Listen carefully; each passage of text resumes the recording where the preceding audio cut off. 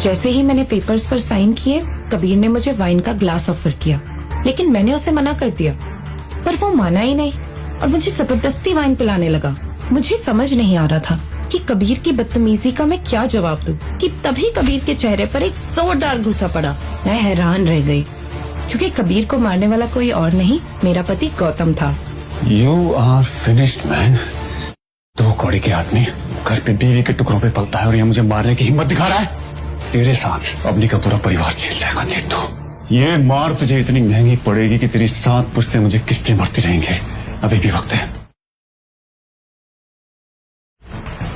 गौतम ने एक हीरो की तरह वो डॉक्यूमेंट्स फाड़कर कबीर के मुंह पे फेंक दिए।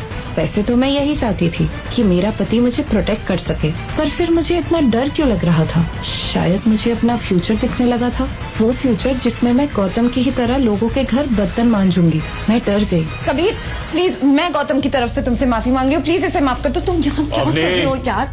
ये आदमी अब जिंदा नहीं बचेगा और साथ ही साथ तू भी मेरे हवाले करके जाएगा। तुझे मेरे आदमी जिंदा नहीं छोड़ेंगे। इतना कहते ही कबीर ने किसी को फोन मिला दिया। मैं गौतम को कबीर के ऑफिस से भागने के लिए बोलती रही, लेकिन कुछ ही वक्त में वहाँ कबीर के बुलाए हुए गुंडे आ गए, जिन्हें देखकर मुझे गौतम की जिंदगी खत्म होती हुई दिखने लगी। उनमें से एक गुंडे ने गौतम पर हमला करने की कोशिश की, लेकिन गौतम ने पलटवार किया और एक सुपर हीरो की तरह उस गुंडे को पीटा। ये सब देख कबीर के होश उड़ गए। फिर उसके बाद गौतम ने बाकी गुंडों को इशारा करते हुए आगे बढ़ने को कहा। गौतम के उंगली में पहनी अंगूठी देखकर उन गुंडों की हालत खराब हो गई। उन्होंने डर कर गौतम के सामने अपने घुटने टेक दिए और माफी मांगने लगे। लेकिन क्यों, ये ना कबीर को समझ में आ रहा था और ना मुझे। गौतम ने मेरा हाथ पकड़ा और मुझे वहाँ से ले जाने लगा। आखिर क्यों? क्या हुआ था ऐसा? क्यों शहर के गुंडे भी मेरे बिना वैल्यू के पति के पैरों में गिर गए थे? क्या होगा आगे? क्या मुझे ये पता लगेगा कि गौतम आज तक मुझसे क्या छुपाता आ रहा है? और तो और, जिस राठौड़ खानदान से मिलने के लिए मेरा परिवार सालों से कोशिश कर रहा था, उनको गौतम कैसे जानता था? जब हम घर पहुँचे तो मैंने गौतम से पूरी सच्चाई जाननी चाहिए। ये सब क्या था आज? तुमने मुझे कबीर से बचाया, बहुत बढ़िया। लेकिन वो लोग तुम्हें देख के ऐसे सहम क्यों गए? वो शायद मेरी पहचान को लेकर उन्हें गलतफहमी हुई होगी। पर वैसे भी दुनिया में हमारी शक्ल के कम से कम 7 लोग तो होते हैं। क्या पता मेरा कोई हमशक्ल उनका दोस्त हो। अवनी, छोड़ो ना यार, क्या बेकार की बात है। Good night.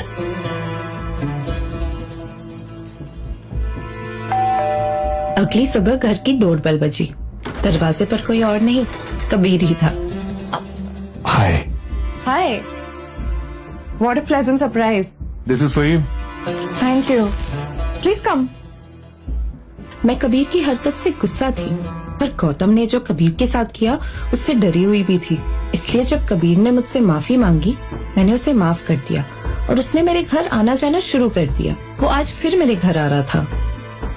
आज तो कुछ भी कर ले, लेकिन आज तेरी बीवी अवनी को कबीर के साथ जाने से तू रोक नहीं सकता है। अब ये काम बंद कर और जाके उसकी साड़ी को इस्त्री कर। कबीर आता ही होगा।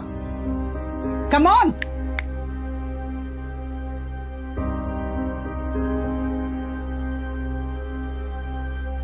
गौतम, कहाँ रह गए थे? तुमने याद किया? याद करने लायक है क्या तुम में ऐसा? मेरे हेयर रोलर्स कहाँ रख दिए तुमने? अभी जाके ले आओ। और सुनो, आज कबीर आ रहा है, उसके सामने ऐसी कोई हरकत मत करना जिससे हमारी इज्जत का कबाड़ा हो जाए, समझे? मैं जैसे ही किचन से निकलने लगी, गौतम के फोन पर एक कॉल आया, जिसे गौतम ने इग्नोर किया। लेकिन क्यों, ये मुझे समझ नहीं आया।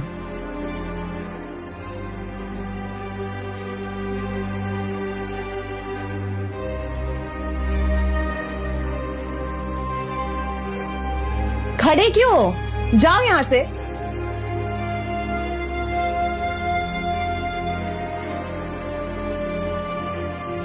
अवनी, हम पति पत्नी हैं।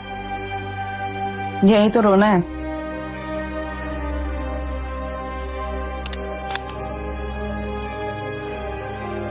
मैं कबीर के बारे में कुछ कहना चाहता हूँ। वो अभी भी सुधरा नहीं है। जब भी तुम्हारे करीब आता है ऐसा लगता है तुम्हें छोकर ही मानेगा, और जब तुम्हें देखता है तो उसके शक्ल पर गंदगी दिखती है मुझे। गौतम कबीर मुझसे क्या चाहता है उसकी चिंता करने की तुम्हें कोई जरूरत नहीं है। और वैसे भी वो जैसा भी है तुमसे तो बेहतर है। And for your information, Kabir मेरी नई कंपनी में इन्वेस्ट कर रहा है और मुझे नए प्रोजेक्ट्स दिलाने में मदद कर रहा है, और तुम मेरे दिए हुए टुकड़े पे जी रहे हो। अवनी, वो तुम्हें कोई प्रोजेक्ट नहीं दिलवाने वाला, वो सिर्फ तुम्हें घुमा रहा है अवनी, बस और कुछ नहीं। गौतम प्लीज, तुम अपनी ये मनूस बातें और अपनी मनूस शक्ल ना दूर ले जाओ।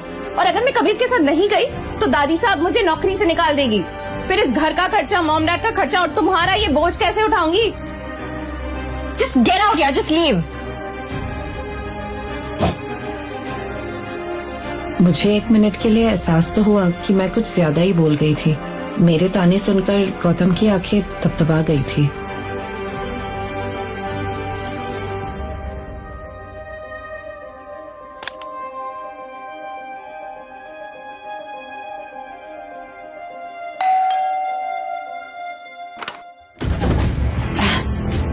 कबीर बेटे, नमस्ते।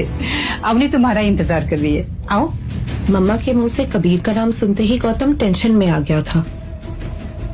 अरे ये लो, आ गया मनूस मुंह लटकाकर। अरे अब खड़ा क्या है, कबीर आया है, जाके चाय लेकर आओ,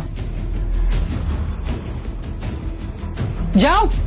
उसे ये एहसास हो गया था कि अब कबीर प्यार का दिखावा करके उसकी बीवी यानी मेरे करीब आने की कोशिश कर रहा है। अरे आओ ना बेटे, बैठो। मैं जैसे ही फ्रिज की तरफ बढ़ी, गौतम के फोन पर फिर से किसी अनजान नंबर से कॉल आया, लेकिन पहले की तरह वो इस बार भी कॉल कट किए जा रहा था। मुझे समझ नहीं आ रहा था कि गौतम को अचानक से इतने कॉल्स कैसे आने लगे और वो कॉल्स क्यों कट कर रहा था। मैंने कबीर के लिए साड़ी पहनी। मुझे साड़ी में देखकर गौतम देखता ही रह गया। मैं साड़ी वगैरह कम ही पहनती थी, शायद इसलिए मुझे देखकर सबके होश उड़ गए थे।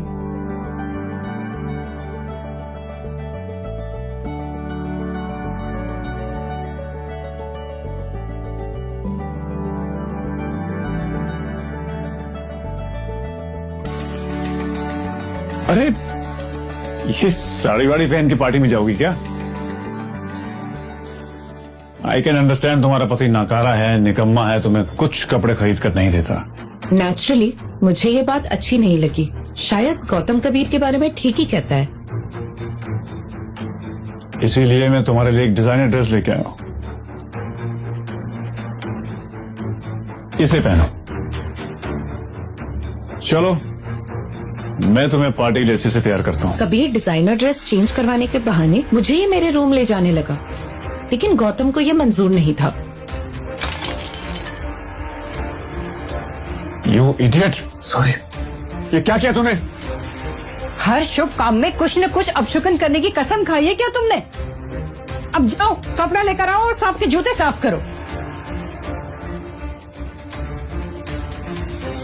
आओ बेटे, मैं चेंज करवा देती हूँ।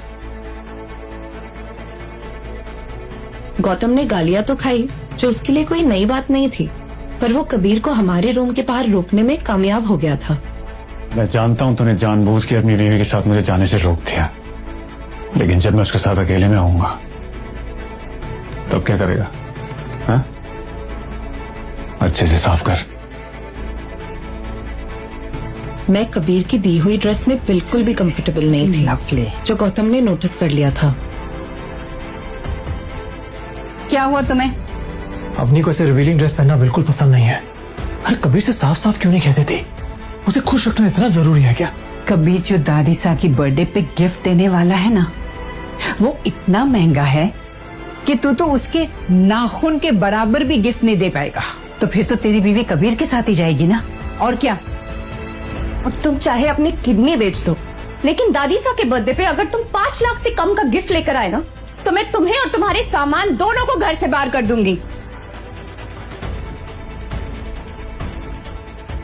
जोधपुर की करोड़पति business family Agarwal and sons की हेड गायत्री देवी, मेरी दादी का जन्मदिन मनाया जा रहा था। रौनक तो लगनी ही थी। शहर के बड़े बड़े रईस यहाँ आए थे। बर्थडे पार्टी में मैंने कबीर के साथ एंट्री ली। मेरी नजर गौतम को ढूंढ रही थी। मुझे देखना था कि वो मेरी दादी को क्या गिफ्ट देने वाला है, लेकिन उसके हाथ में एक छोटा सा बॉक्स देखकर मुझे गुस्सा आ गया। ये क्या है गिफ्ट के नाम पे? कैसी गंदी सी पैकिंग है ये? अच्छा सुनो, जब बाकी गेस्ट वहां जाके दादी सा को अपना गिफ्ट दे तो तुम चुपके से जाके वहां पे अपना बॉक्स रख देना, समझे? पता नहीं दादाजी ने किस जंग का बदला लिया है मुझसे, तो तुम जैसे गरीब के साथ मुझ जैसे करोड़पति की शादी करा दी। ना तो पैसे है और ना तमीज। जाओ।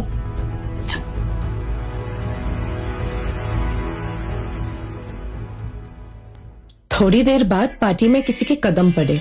मैं खुश नहीं थी क्योंकि ये लड़की कोई और नहीं, मेरी कजिन शनाया थी, जो मुझे नीचा दिखाने का कोई भी मौका नहीं छोड़ती थी। उसने दादी को गिफ्ट में एक चमकदार नेक पीस दिया, जिसे देखकर दादी की खुशी का ठिकाना नहीं था। इतने चमकदार हीरे तो मैंने अपनी 75 साल की उम्र में कभी नहीं देखे। इस घर की बाकी लड़कियों से तो कितनी स्मार्ट और समझदार है शनाया।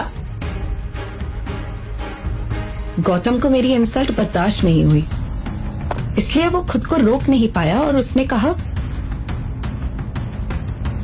शना वैसे ये डायमंड नेकलेस काफी महंगा होगा, नहीं? शनाया को लगा कि गौतम उसे नीचा दिखाने की कोशिश कर रहा है। गौतम को मुंह तोड़ जवाब देने के लिए उसने उस नेकपीस का प्राइस जोर से सबके सामने अनाउंस किया। हाँ, 1.5 करोड़। 1.5 करोड़? इसका मतलब शनाया को ये डायमंड बेचने वाला उससे ज्यादा स्मार्ट निकला। 5 लाख के डायमंड को 1.5 करोड़? वाह। कुछ भी। जो लोग जेब में 500 रुपए लेके घूमते हैं, वो कब से लाखों करोड़ों का ज्ञान देने लगे? तू इस पार्टी को खराब करने आया है क्या? खुद तो निठल्ला है ही, सबके सामने डायमंड का गलत दाम बताकर जानबूझकर मेरी पोती को बदनाम करना चाहता है। दादी साहब, आपको मुझ पर भरोसा नहीं है ना? तो मिस्टर पारिक से पूछ लीजिए। राजस्थान के सबसे बड़े डायमंड मर्चेंट वही है ना? प्लीज। मुझे समझ नहीं आ रहा था कि गौतम क्या करना चाह रहा था। मिस्टर पारेख ने उस नेकपीस की जांच पड़ताल की और जो उन्होंने कहा वो सुनकर सबके पैरों तले जमीन खिसक गई। किसी ने सस्ते डायमंड की महंगे डायमंड जैसी कटिंग करने की कोशिश की है। पारेख की बार की नजरें कभी धोखा नहीं खा सकती। किसी ने शनाया जी को ठग लिया है। देखा दादी साहब, मैं तो आपसे कह ही रहा था। अरे शनाया किसी ने जो... बस गौतम, बस। तेरी इतनी औकात कि मेरी बहन को झूठा बोले? तू अपना बताना, तू क्या गिफ्ट लेके आया?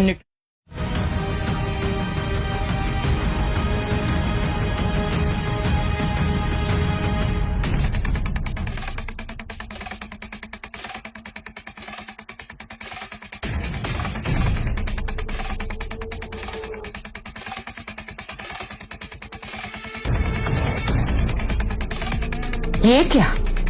मेरी दादी के लिए सोम बाजार से एक सस्ता सा गिफ्ट। बस आज से, अभी से अग्रवाल खानदान के किसी भी सदस्य से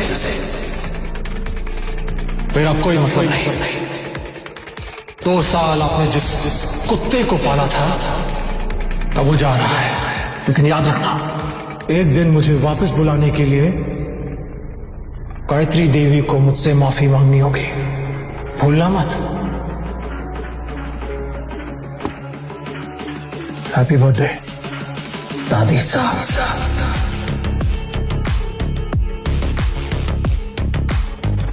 जैसे ही दादी ने गौतम का दिया हुआ गिफ्ट बॉक्स खोला, उनके होश उड़ गए।